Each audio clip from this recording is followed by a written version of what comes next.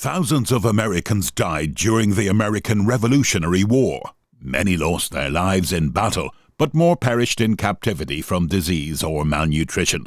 Over 10,000 died on prison ships, the most infamous of which was the Jersey. When the British evacuated New York in 1783, the Jersey was abandoned and burnt. The torment of the men that endured captivity lost to time, until in 1902, she was discovered in pile driving for a new dock in association with the construction of the USS Connecticut at Brooklyn Naval Yard. The HMS Jersey, launched in 1736, began service in the Royal Navy as a 60-gun fourth-rate ship of the line and fought from 1739 to 1748 in war with Spain, and from 1756 to 1763 in the 7 Years' War, before being converted to a hospital ship in 1771, and finally a hulk prison ship in 1779 at Wallabout Bay, New York, later Brooklyn Naval Yard. The discovery of the Jersey came as a stark reminder of the abysmal conditions in which the British housed prisoners of war, mostly Continental Army soldiers. More than 1,000 men were crammed below decks on a ship designed for just 400 soldiers, with no natural light or fresh air. The fetid, vermin-infested conditions are scarcely imaginable. It's no wonder so many succumbed to disease. Today, you will hear an account of a man's imprisonment on the Jersey. Thomas Andros was a man who went through hell, escaped and returned home to be ordained as a minister at Berkeley, Massachusetts. It was a ship, he says, which saw the destruction of so many human beings, like no other in the British Navy. Subscribe to the channel if you would like to discover how he escaped the Jersey in a future episode. The youngest of 3 brothers, Andros was born at Norwich, Connecticut, May 1st, 1759. At the breaking out of the Revolutionary War, he was among the first to enroll himself as a soldier and join the American Army, then at Cambridge. On the evacuation of Boston, he accompanied the army to New York, where he was engaged in the battles of Long Island and White Plains. At the expiration of his term of service, he returned to his mother's home, Plainfield, Connecticut, but subsequently entered the army again and was at the Battle of Butts Hill, Rhode Island. He also served in the Connecticut militia several times when not in the army, until 1781, when he enlisted on board a private armed vessel at New London. Here his narrative of imprisonment and sufferings begins. Before we move on, I would really appreciate it if you could give this video a like and share it with friends and family. If you're interested in history like this, please consider clicking the subscribe button to see more, and take a look at the channel page to discover a huge number of real and fascinating stories of everyday life in the past. If you would like to find out more about supporting us, check out the description for ways you can help us. Continue bringing the past alive. New London was such a nest of privateers that the English determined on its destruction, and sent an armament and laid it in ashes, and took Fort Griswold at the Groton side of the river, and with savage cruelty put the garrison to the sword after they had surrendered.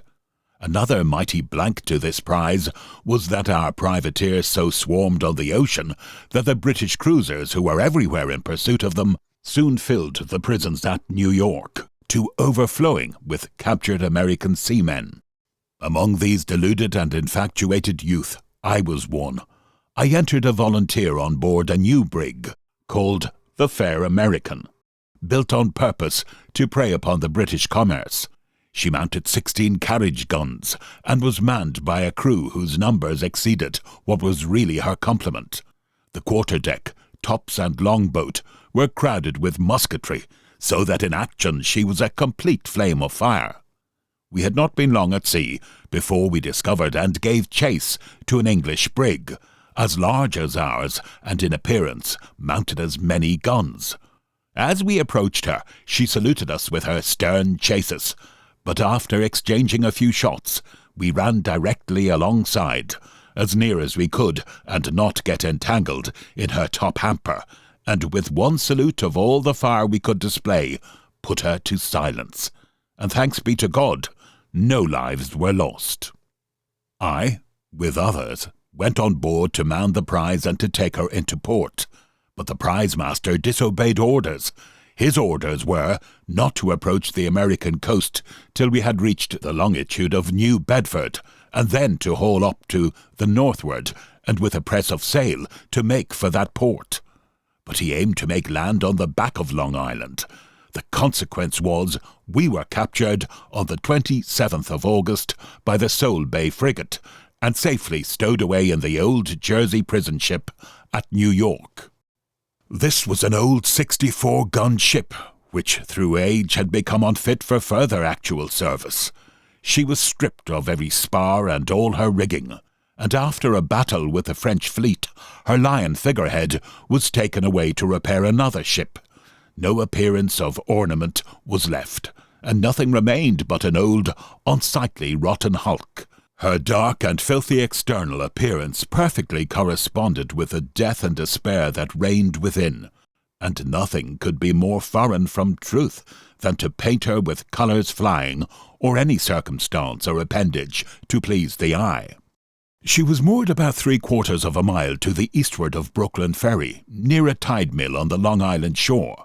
The nearest distance to land was about 20 rods, and doubtless no other ship in the British Navy ever proved the means of the destruction of so many human beings. It is computed that not less than 11,000 American seamen perished in her, but after it was known that it was next to certain death to confine a prisoner here, the inhumanity and wickedness of doing it was about the same as if he had been taken into the city and deliberately shot on some public square. But as if mercy had fled from the earth, here we were doomed to dwell, and never while I was on board did any Howard, a person brave of heart, or angel of pity appear, to inquire into or alleviate our woes. Once or twice, by the order of a stranger on the quarter-deck, a bag of apples were hurled promiscuously into the midst of hundreds of prisoners crowded together as thick as they could stand, and life and limbs were endangered in the scramble. This, instead of compassion, was a cruel sport. When I saw it about to commence, I fled to the most distant part of the ship. On the commencement of the first evening, we were driven down to darkness between decks secured by iron gratings and an armed soldiery. And now a scene of horror, which baffles all description, presented itself. On every side wretched, despondent shapes of men could be seen. Around the well-room, an armed guard were forcing up the prisoners to the winches, to clear the ship of water and prevent her sinking, and little else could be heard but a roar of mutual execrations, reproaches and insults. During this operation there was a small, dim light admitted below, but it served to make darkness more visible, and horror more terrific. In my reflections I said, "This must be a complete image and anticipation of hell." Milton's description of the dark world rushed upon my mind. Sights of woe, regions of sorrow, doleful shades, where peace and rest can never dwell. When I first became an inmate on this abode of suffering, despair, and death, there were about 400 prisoners on board, but in a short time they amounted to 1,200, and in proportion to our numbers, the mortality increased. All the most deadly diseases were pressed into the service of the King of Terrors, but his prime ministers were dysentery, smallpox, and yellow fever. There were 2 hospital ships near to the old Jersey, but these were soon so crowded with the sick that they could receive no more. The consequence was, the diseased and the healthy were mingled together in the main ship. In a short time we had 200 or more sick and dying, lodged in the fore part of the gun deck, where all the prisoners were confined at night. Utter derangement was a common symptom of yellow fever, and to increase the horror of the darkness that shrouded us, for we were allowed no light betwixt decks, the voice of warning would be heard. "Take heed to yourselves! There is a madman stalking through the ship with a knife in his hand." I sometimes found the man a corpse in the morning, by whose side I laid myself down at night, At another time he would become deranged, and attempt in darkness to rise and stumble over the bodies that everywhere covered the deck. In this case I had to hold him in his place by main strength. In spite of my efforts he would sometimes rise, and then I had to close in with him, trip up his heels, and lay him again upon the deck.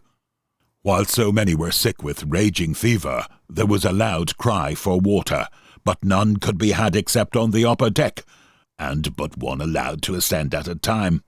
The suffering then from the rage of thirst during the night was very great, nor was it at all times safe to attempt to go up. Provoked by the continual cry for leave to ascend, when there was already one on deck, the sentry would push back with his bayonet. By one of these thrusts, which was more spiteful and violent than common, I had a narrow escape of my life. In the morning the hatchways were thrown open, and we were allowed to ascend all at once, and remain on the upper deck during the day. But the first object that met our view in the morning was a most appalling spectacle. A boat loaded with dead bodies, conveying them to the Long Island shore, where they were very slightly covered with sand. I sometimes used to stand to count the number of times the shovel was filled with sand to cover a dead body, and certain I am that a few high tides or torrents of rain must have disinterred them, and had they not been removed, I should suppose the shore even now would be covered with huge piles of the bones of American seamen. There were probably 400 on board who had never had the smallpox. Some, perhaps, might have been saved by inoculation, but humanity was wanting to try even this experiment. Let our disease be what it would, we were abandoned to our fate. Now and then an American physician was brought in as a captive, but if he could obtain his parole, he left the ship. Nor could we much blame him for this, for his own death was next to certain, and his success in saving others by medicine in our situation was small. I remember only 2 American physicians who tarried on board a few days. No English physician or anyone from the city, even, to my knowledge, came near us. There were 13 of the crew to which I belonged, but in a short time all but 3 or 4 were dead. The most healthy and vigorous were first seized with the fever, and died in a few hours. For them there seemed to be no mercy. My constitution was less muscular and plethoric, not as large in build, and I escaped the fever longer than any of the 13 except one, and the first onset was less violent. There is one palliating circumstance as to the inhumanity of the British, to make the effect of disease less harmful without curing it, which ought to be mentioned. The prisoners were furnished with buckets and brushes to cleanse the ship, and with vinegar to sprinkle her inside, but their indolence and despair were such that they would not use them, or but rarely, and indeed at this time the encouragement to do so was small, for the whole ship, from her keel to the taffrail, was equally affected, and contained pestilence sufficient to desolate a world. Disease and death were wrought into her very timbers. At the time I left, it is to be presumed a more filthy, contagious, and deadly abode for human beings never existed among a Christianized people. It fell but little short of the Black Hole at Calcutta, a prison in India. Death was more lingering, but almost equally certain. The lower hold and the orlop deck were such a terror that no man would venture down into them. Humanity would have dictated a more merciful treatment to a band of pirates who had been condemned, and were only awaiting the gibbet, than to have sent them here. But in the view of the English we were rebels and traitors. We had risen against the mother country in an unjust and a wanton war. On this ground they seemed to consider us not entitled to that humanity which might be expected by prisoners taken in a war with a foreign nation. Our water was good. Could we have had enough of it? Our bread was bad in the superlative degree. I do not recollect seeing any which was not full of living vermin. But eat it, worms and all, we must, or starve. The prisoners had laws and regulations among themselves. In severity they were like the laws of Draco, a Greek legislator who imposed severe legal penalties, from whom derives the adjective draconian. Woe to him that dared to trample them under foot.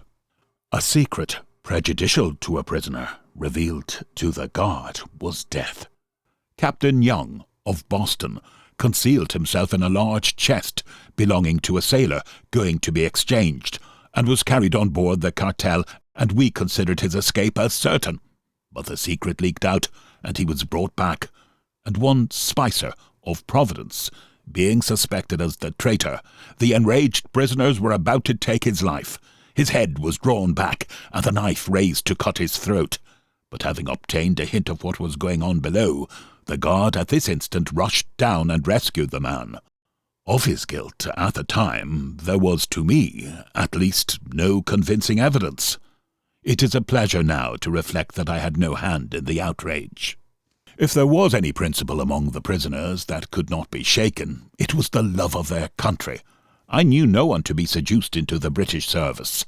They attempted to force one of a prize brig's crew into the navy, but he chose rather to die than perform any duty, and he was again restored to the prison ship. Another rule, the violation of which would expose the offender to great danger, was not to touch the provisions belonging to another mess. This was a common cause, and if one complained that he was robbed, it produced an excitement of no little terror. Another rule was, no giant-like man should be allowed to tyrannize over or abuse another who was in no way his equal in strength. As to religion, I do not remember of beholding any trace of it in the ship. I saw no Bible, heard no prayers, no religious conversation, no clergyman visited us, though no set of afflicted and dying men more needed the light and consolations of religion. But the Bethel flag had not yet waved over any ship. I know not that God's name was ever mentioned, unless it was in profaneness or blasphemy. But as every man had almost the certain prospect of death before him, no doubt there were more or less who, in their own mind, like myself, had some serious thoughts of their accountability, of a future state and of a judgment to come.